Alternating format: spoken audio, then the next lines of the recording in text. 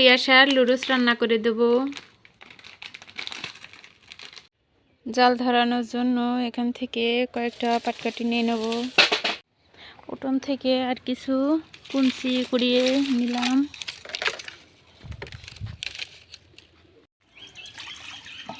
কড়াই থেকে পানি দিয়ে দিলাম, দিয়ে কড়াইটা একটু ভালো করে ধুয়ে নিলাম।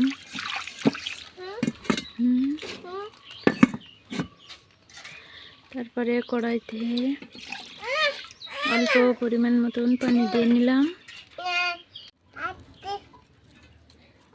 আমি আগুন ধরিয়ে নিয়েছি। লুডুসটা আমি কেটে নিয়েছি, আর এর ভিতরে 2 প্যাক মশলা। এই যে লুডুস আমার এখানে পানিও গরম হয়ে গিয়েছে। এর ভিতরে আমি লুডুসগুলো ঢেলে দিলাম। এরপরে সেদ্ধ হওয়া পর্যন্ত অপেক্ষা করব।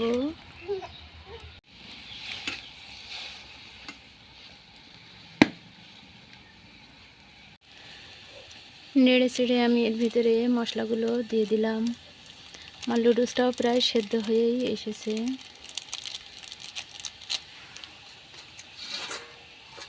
এবার একটু ভালো করে নাড়াচাড়া করে নেব। এই যে দেখুন কালারটা কত সুন্দর হচ্ছে। আমার লুডুসও প্রায় সেদ্ধই হয়ে গিয়েছে। আর একটু পানি শুকালেই নামিয়ে নিয়ে পরিবেশন করব। আমি এখন লুডুস রান্না করছি।